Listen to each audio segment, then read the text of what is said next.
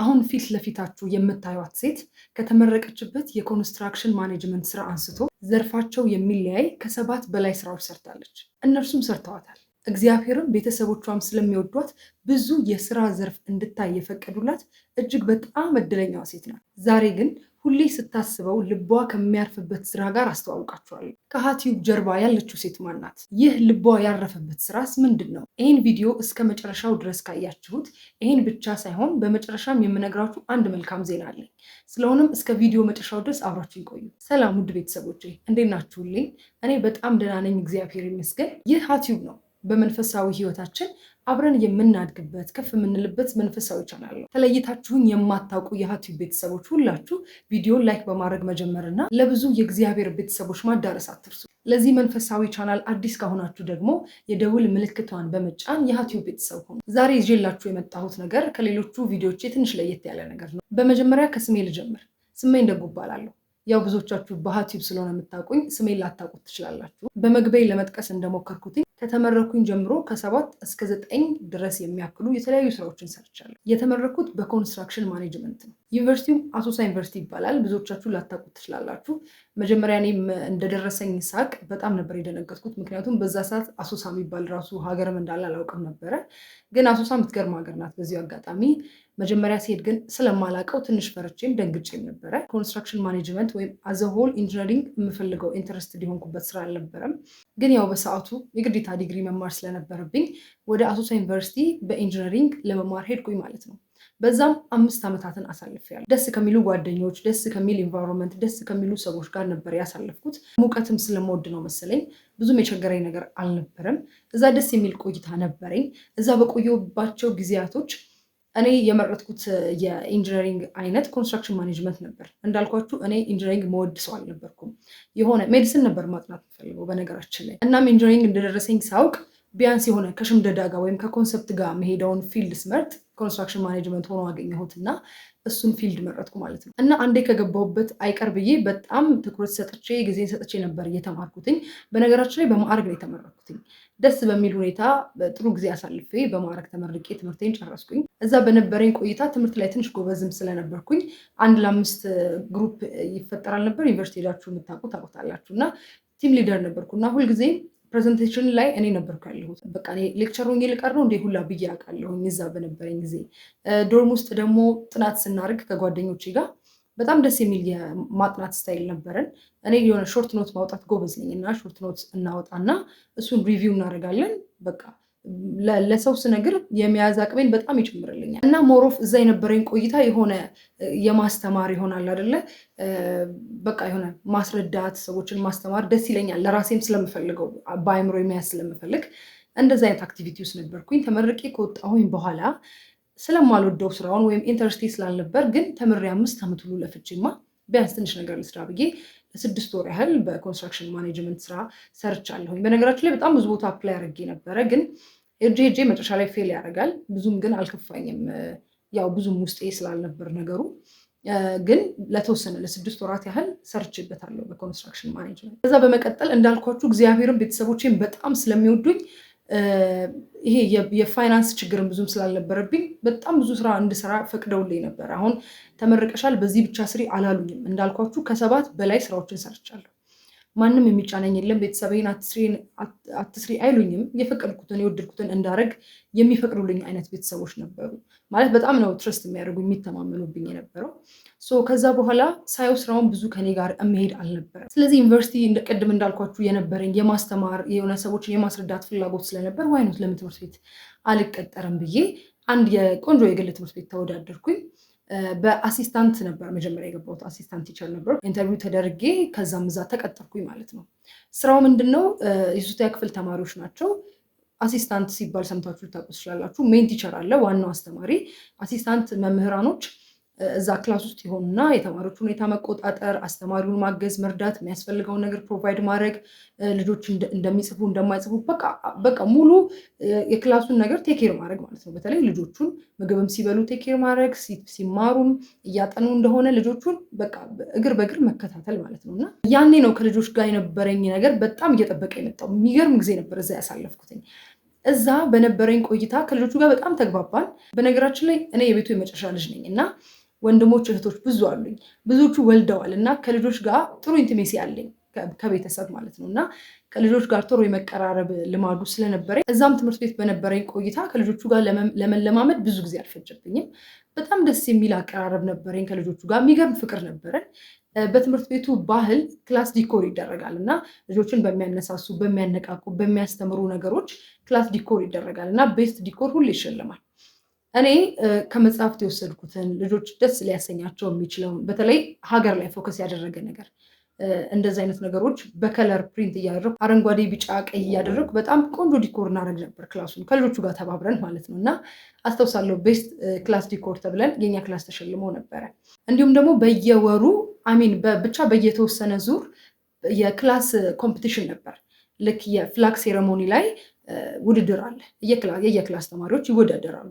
ከአሲስታንት ቲቸራቸው ጋር ሆነው ቆንጆ ነገር ፕሬዘንት ያደርጋሉ ማለት ነው። የሰንደቅ ዓላማ ፕሮግራም ጊዜ ኦልሞስት 2 ወር ምናምን ይሆናል የተለማመድ ነው። የጋሻ በራ ሞላን ሀገርኛ ስለ ሀገር የተዘፈነውን ዘፈን አሸምድጃቸው ግጥም ጽፌላቸው በጣም የሚገርም ፕሬዘንቴሽን ነበር ያደረግነው እና በጣም ደስ የሚል ጊዜ ነበር እዛ ያሳለፍኩትኝ። ከዛም 3 ወር ሳልቆይ ሜን ቲቸር አደረጉኝ ማለት ነው።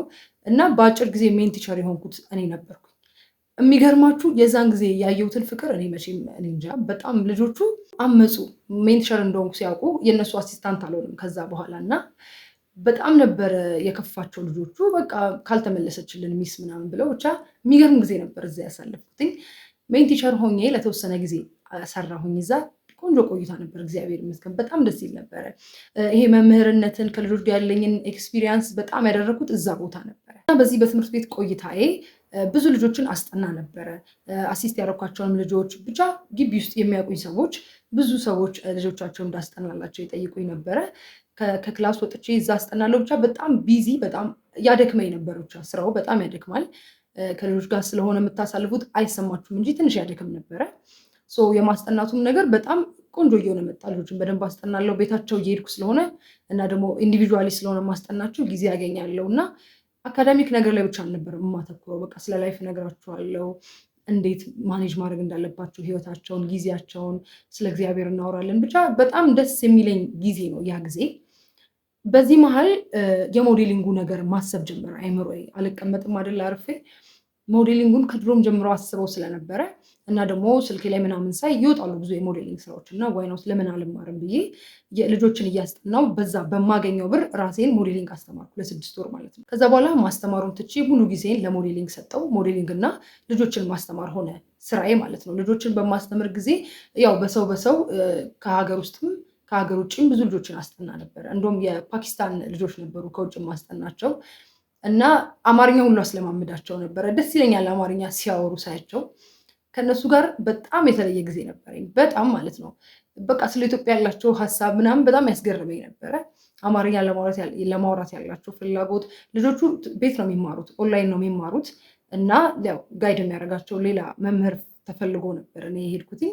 እነሱንም አስጠናለው። ሎካል ደግሞ የሀገር ውስጥ ልጆች አስጠናለው። ሞዴሊንግም ደግሞ መስራትና መማር ጀመርኩ ማለት ነው። በዚህ መሀል እንግዲህ ሞዴሊንግ እየሰራሁኝ በሞዴሊንግ መምህራችን በቀረበልኝ ጥያቄ ህፃናቶችን የኪድስ ሞዴሊንግ አሰለጥን ነበር እዛው ልክ የራሴን ሞዴሊንግ እንደጨረስኩኝ ማለት ነው። እዛም ከልጆች ጋር ጥሩ ኢንቲሜሲ ነበረኝ በሞዴሊንጉ። ሞዴሊንጉን እየሰራው ባለበት ወቅት ብዙም ሳርቅ ከሞዴሊንግ ጋር በተያያዘ ሴልስ እና ማርኬቲንግ ስራ ውስጥ ገባሁኝ። ሞዴሊንጉንም እየሰራው እሱንም ስራ መስራት ጀመርኩኝ ከአንድ ድርጅት ጋር። ሁለቱን 3 ሆነ ማለት ነው። እና ያኔ በጣም ስትረስ ሊሆንኩበት ታይም ነው። በጣም ብዙ ነገር መሰራበት እና የሆነ አይምሮዬ ፎከስ ማድረግ አቅቶታል አንድ ቦታ። አንዳንዴ ልጆቹ ጋር ረፍዳለው፣ አንዳንዴ የሆነ ቦታ ረፍዳለው እና የሆነ አንድ ነገር ላይ ፎከስ ያለማድረግ ትልቁ ችግር ያኔ ነው በጣም ያየሁት ማለት ነው። እና ይህንን ሁሉ ስራ በምሰራ ጊዜ በሞዴሊንጉ ስራ ላይ አንድ እንደዚህ ሰርፕራይዝ ኦርጋናይዝ የሚያደርግ ድርጅት ውስጥ አዘ ሞዴል ገብቼ እዛ በምሰራ ጊዜ ደግሞ የሰርፕራይዝ ሀሳብ መጣልኝ። ኦኬ ሰርፕራይዝ በጣም ከድሮም ቤታችሁ ውስጥ የሆነ ኤቨንት ሲዘጋጅ እኔ ነበርኩኝ። በቃ ሰርፕራይዝ ከተባለ እኔ ነበርኩ ስሜ የሚነሳው እና ዋይ ኖት ለምን እኔም የራሴን ስራ አልጀምርም ሰርፕራይዝ ብዬ። ግን ያኔ ፓሽኑ ብቻ ስለነበር የነበረኝ የሆነ ሁኔታዎችን ያላገናዘበ ዝም ብሎ በጭፍን የሚገባ አይደለ ፓሽን አለኝ ብላችሁ ነገሩን ሳታጠኑ የምትጀምሩት ስራ እንደዛ ሆኖ ጀመርኩትኝ። ግን ብዙም አዋጭ አልነበረም። ትንሽ ስራዎችን ሰርቼ ግን አቆምኩት። ማለት እኔ ፓሽኑ ላይ ብቻ ነበርኩ እንጂ ሰው እንዴት ማኔጅ እንደሚደረግ፣ ሰራተኞች እንዴት ማኔጅ እንደሚደረጉ ብዙም ኖሃው አልነበረኝም እና እሱም ብዙም ሳይቀጥል ፌል አደረገ እና ከዚህ ስራ በጣም የምወደው አንድ የሰራሁት ነገር እናት አባቴን የምስጋና ፕሮግራም አዘጋጅቼላቸው ነበር። ሙሉ ፋሚሊውን ሰብስበን በጣም ደስ የሚል የምስጋና ፕሮግራም አዘጋጅቼ ነበር። ማለት በቃ ከሱ ስራ የተረፍኩት ምለው እሱ ነው። በጣም ደስ የሚል ነበረ ያ ጊዜ እና በእነዚህ ስራዎች ሁሉ ተጠምጄ ነው እንግዲህ በቃ ሰውነታችሁ ረፍት ያጣል አይደል? ህሊናችሁ ረፍት ያጣል። አንድ ነገር ላይ ፎከስ አታረጉም። የትኛውን እንደምትፈልጉ አታውቁም። ሁሉም ላይ ኢንቮልቭ ማድረግ ትፈልጋላችሁ እና በዛ ሰዓት ነበረ ጻድቃኔ ማርያም የሄድኩትኝ። በነገራችን ላይ በዛ ሰዓት ነው የስራ ችግር የብር ችግር ሳይኖርብኝ ግን ረፍት የማጣት ችግር ስለነበረብኝ ሁሉም ነገር ትቼ ድሮፕ አድርጌ ነበረ ጻድቃኔ የሄድኩትኝ። እንግዲህ ከነዚህ ሁሉ ስራዎች በኋላ ነው ከጻድቃኔ ማርያም ከተመለስኩ በኋላ እነሱ ሁሉ ተቀይረው አሁን በሃቲዩብ ከኔ ጋር የተገናኘ ነው ማለት ነው። ስለዚህ ከሃቲዩብ ጀርባ ያለሁት እኔ እነዚህ ሁሉ ስራዎች ውስጥ ነበርኩኝ። እግዚአብሔር እኔን እንደ ሰው ቆጥሮ እዚህ ነገር ውስጥ ሲያስገባኝ እኔ በጣም ያስገርመኛል። ምክንያቱም ያለፈውን ነገር በደንብ ጠንቀቅ አድርጌ ስለማውቅ እንዴት ብትወደኝ ነው ላለው፣ እንዴት ብትመርጠኝ ነው ይህንን የሚያክል ትልቁን ነገር በህይወቴ የሰጠኝ ላለው እና ሃቲዩብን ስጀምረው እንደዚህም እሰራለሁ ብዬ አላሰብኩኝም ነበረ። ጀስት በቃ ኦዲዮ ለቃለሁ፣ መጽሐፍ እያነበብኩኝ ፖስት አደርጋለሁ ብዬ እንጂ እንደዚህ ቪዲዮ መስራት እንደዚህ ቲክቶክ ላይ ነው እንጂ ወደ ዩቲዩብ አመጣዋለሁ ብዬ አልነበረም። ሁሉ ያው የእግዚአብሔር ስራ አይደለ? እሱ ነው ስራውን የሚሰራው። ከእግዚአብሔር ጋር ስንሰራ የሚሰራው እሱ ነው። እኛ እንደ መሳሪያ እንደ ዕቃ ነን። እሱ ነው ሁሉ ስራውን የሚሰራው እና ከኔ አንዳች ሳይኖር ሁሉም ነገር የሚሰራው እግዚአብሔር ነው። እናም ከሃቲዩብ ጎን ለጎን አሁን እየሰራው ያለሁት ልቤ ያረፈበት ሳስበው ሁሌ ደስ የሚለኝ እነዚህ ስራዎችን ባሰብኳቸው ጊዜ ልቤ የሚያርፍበት በቃ ብቀጥለው ብዬ የማስበውን ከነዚህ ሁሉ ስራዎች አንዱን መርጬ እሱ ላይ እየሰራው ነው እና ዛሬ እሱን አናውንስ ላደርግላችሁ ላበስራችሁ ነው ይህን ቪዲዮ በዋነኝነት እንድሰራው የሆንኩት ማለት ነው። እና እናንተም ገስ ማድረግ ትችላላችሁ። እስካሁን ከነገርኳችሁ ውስጥ የትኛው ልቤ እንዳረፈ ገስ ማድረግ ትችላላችሁ። እግዚአብሔር ፈቅዶ ይሄ ሃቲዩብን ከጀመርኩትኝ በኋላ ጎን ለጎን ብዙ ያለው እንዳልኳችሁ በብዙ ልጆች መሀል ስላለሁኝ ብዙ የወንድም ልጆች የእህት ልጆች ስላሉኝ ልጆች ላይ መስራት በጣም የሚያስደስት ደስ የሚል በቃ ልጆችን ተሰሩ ማለት ቤተሰብ፣ ሀገር፣ ቤተክርስቲያን ብዙ ነገር ተሰራ ማለት ነው እና አካዳሚካል ብቻ ነገር ሳይሆን በስፒሪቹዋል ነገር በመንፈሳዊ ነገር ልጆች መሰረት ጥለው ቢያድጉ በጣም ብዙ ነገሮችን ማስተካከል ብዙ ችግሮችን ደግሞ መቅረፍ ስለምንችል ሁሌ ሳስበው ልቤ የሚያርፍበት አንዱ ነገር ልጆችን ማስጠናት ነው። እንደነገርኳችሁ እስከዛሬ ካስተናዋቸው ልጆቼም ጋር ሁሌ ሜሞሪው ደስ የሚያሰኘኝ ጥሩ ሜሞሪ ያለኝ ያ ጊዜ ነው። ራሴንም ጥሩ ሆኜ ወይም ደግሞ ራሴ ሆኜ የማገኘው ወይም ትክክለኛ የኔን መክሊት ያገኘው የሚመስለኝ ከሃቲዩብ ውጪ ልጆችን በማስጠናት ላይ ነው። እግዚአብሔር በጣም እንደሚወደኝ ማውቀው አንዳንዴ በዚህ ነው። ለመሰላችሁ እንዳልኳችሁ ቤተሰቦቼም ፈቃደኞች ስለነበሩ የፋይናንስ ብዙም ችግር ስላልነበረብኝ ብዙ ነገሮችን ሞክሬያለሁ እና ትክክለኛው የኔን መክሊት እኔን ራሴን የሚያስመስለኝን ደስተኛ የሚያደርገኝን ነገር እንዳገኘው ሆኛለሁ እነዛን ሁሉ ነገሮች በመስራቴ ማለት ነው። ስለሆነም ዛሬ ላበስራችሁ የፈለግኩትኝ ነገር ከሃቲዩብ እና ከመንፈሳዊ አገልግሎት ጎን ለጎን እስከ 10 ዓመት ዕድሜ ያላቸው ልጆች እንደማስጠናና እናንተም በአካዳሚ ወይም በዓለማዊ ትምህርት ብቻ ሳይሆን በመንፈሳዊ ነገር መሰረት የሆነውን ነገር ይዘው እንዲያድጉ የምትፈልጉ ከሆነ ከስር በማስቀምጥላችሁ ቁጥር እየደወላችሁ መመዝገብ ቦታ ማስያዝ ትችላላችሁ። በነገራችን ላይ መንፈሳዊ ነገር ላይ ያተኮርኩበት ምክንያት የጥበብ ሁሉ መጀመሪያ የእውቀት ሁሉ መጀመሪያ እግዚአብሔርን መፍራት ስለሆነ ነው። አንድ ልጅ በመንፈሳዊ ነገር ጎልብቶ በእግዚአብሔር ፍቅርና በፈሪሃ እግዚአብሔር ካደገ እውቀትንም ጥበብንም የሚሰጥ እግዚአብሔር ነውና ሌላ ዓለማዊ እውቀት በጣም ሞኝነት ነው፣ ተራ ነው፣ ላይገለጽልን ደግሞ የሚችልበት ምንም ምክንያት አይኖርም እና በደንብ መስራት ያለብን መንፈሳዊ ነገር ላይ እንደሆነ አስባለሁ። ስለሆነም በዚህ በማስጠናቱ ፕሮግራም ላይ በዚህ በመንፈሳዊ ዘርፍ የማካተታቸው አንደኛ የመጽሐፍ ቅዱስ ጥናት ሲሆን እነዚህም የጥበብ መጽሐፍ ላይ ያተኩራሉ። እንደምታውቁት ልጆች ገና በልጅነታቸው የመጽሐፍ ቅዱስ ክፍል በጣም ማንበብ ያለባቸው ወይንም እንዲያነቡት የሚፈለገው የመጽሐፍ ቅዱስ ክፍል የጥበብ ክፍል ነውና ወይም የጥበብ መጽሐፍት የሚባሉትን እነሱን ማንበብ። ከዚህ ውጭ ደግሞ የጸሎት ልማድ እንዲኖራቸው የጸሎትን መርሃ ግብር ይኖረናል ማለት ነው። ስለዚህ እግዚአብሔር ቢረዳን ደግሞ ከዛ እየሰፋ እያደገ ይመጣል።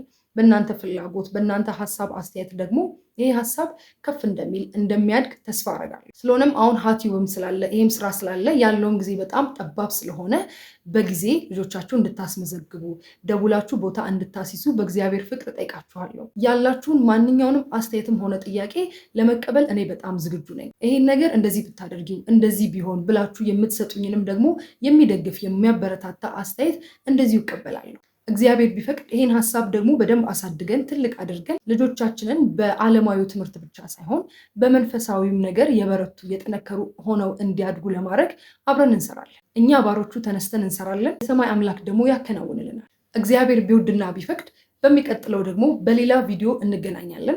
እስከዛው ድረስ ሰላም ሁኑልኝ። ሁሌም እንደምንለው ክርስቲያናዊ መንፈሳዊነት ዘለዓለማዊነት ነውና በመንፈሳዊነት ጥበብ አድገን ጎልብተን ጸንተን ኖረን የምንናፍቃትን ተስፋ የምናደርጋትን መንግስቱን ለመውረስ የበቃን ያድርገን።